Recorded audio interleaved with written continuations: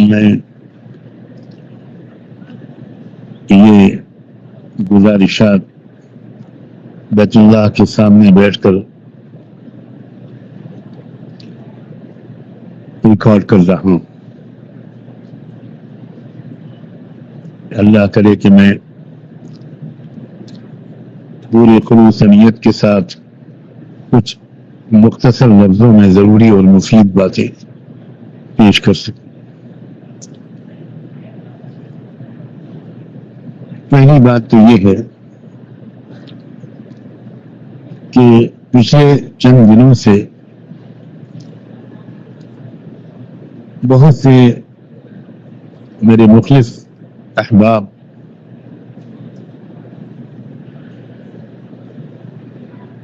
ان باتوں کا جواب دے رہے ہیں جو محترم جناب اسد الدین اویسی صاحب نے میرا نام لیے بغیر میرے بارے میں کہی ہے. میں ان سب حضرات کا بہت دل سے شکریہ ادا کرتا ہوں، لیکن ان سے اللہ کا واسطہ دے کر، بیت اللہ کا واسطہ دے کر یہ گزارش کرتا ہوں کہ اب اس سلسلے کو بالکل موقوف کر دیں.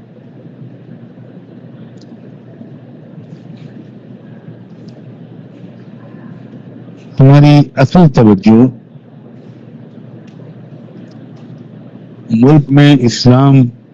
اور مسلمانوں کی حفاظت، شعائر اسلام کی حفاظت،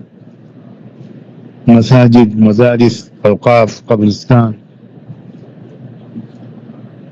اور اسلامی وجود اور دستوری حقوق کے تحفظ کی طرف ہونی چاہیے. کسی بھی صورت میں ہمیں آپس میں ایک دوسرے سے نہیں الجھنا چاہیے.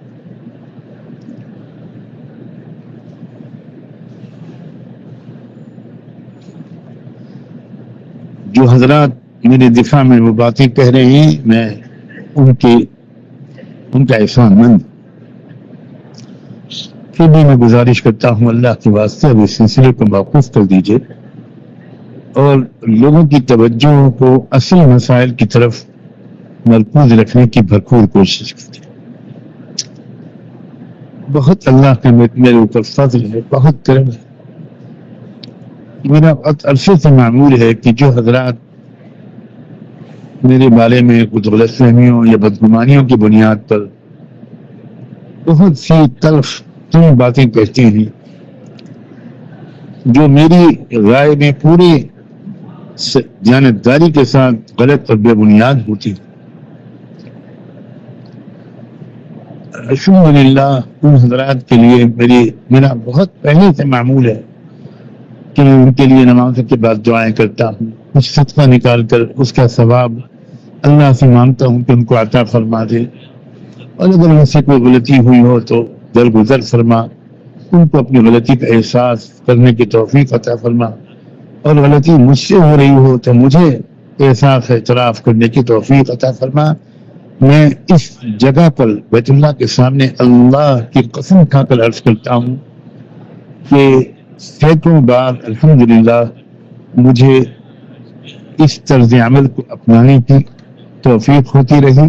اور اسد الدین اویسی صاحب کے بارے میں بھی الحمدللہ مجھے اس مرتبہ بھی یہی توفیق ملی، اور میں اکثر ان کی صلاحیتوں کو یاد کر کے، تصور کر کے، اور اللہ سے ان کے لیے دعا کرتا ہوں. میں نہیں کہتا کہ ان کو میری دعاؤں کی ضرورت ہے، میری کیا موقعات ہے، لیکن بہرحال ایمان والے کو دوسرے ایمان والے کے لیے ضرور نیک تمنائیں رکھنی چاہیے اور دعائیں کرنی چاہیے. الحمدللہ ان کے لیے دعائیں کرنا میرا معمول ہے، اور اب جب اللہ نے یہاں پہنچایا تو اللہ کا شکر ہے کہ عمرے کے دوران اور نمازوں کے بعد کوشش کر رہا ہوں کہ ان کے لیے دعاؤں کا اہتمام اور بڑھ جاؤ. وہ بڑی باصلاحیت. بہت پہلے میں نے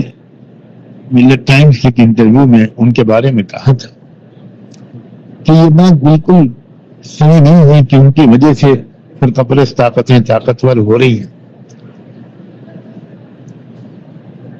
لیکن یہ بھی میرا خیال ہے کہ کاش ان کا مزاج مشاورتی ہوتا اور مختلف مسلمانوں کی سیاسی پارٹیاں جیسے انڈین نیشنل لیگ ہے، مسلم لیگ ہے، ایس ڈی پی آئی ہے، ان سب حضرات کے ساتھ اور جن علماء پر ان کو اعتماد ہوتا، مثلا صدر آل انڈیا مسلم پرسنل لا بورڈ حضرت مولانا خالد سیف اللہ رحمانی، مولانا عمرین محفوظ رحمانی، یا جن علماء پر ان کو اعتماد ہوتا، جامعہ نظامیہ کے ذمہ دار حضرات، ان سب کی ایک مشترکہ نشست میں 2-3 دن کے غور و خوض کے بعد طے کیا جاتا کہ انڈیا میں اسلام اور مسلمانوں کے تحفظ کی بہتر شکل کیا ہے۔ بہرحال یہ تمنا ہے، اللہ جانے کب پوری ہوگی۔ میں تو صرف یہ عرض کرنا چاہتا ہوں کہ جو کچھ بھی انہوں نے کہا میں نے اپنی اصلاح کی غرض سے اس کو کئی بار سنا، اور الحمدللہ میرے دل میں کوئی کدورت میں نہیں محسوس کرتا۔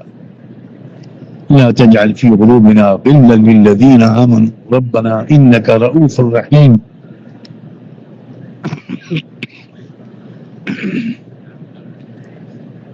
جو بھائی اور بہنیں میرے اس پیغام کو سن رہی ہیں، ان کو سلام پیش کرتا ہوں، ان کی دعاؤں کا محتاج و طالب ہوں، اور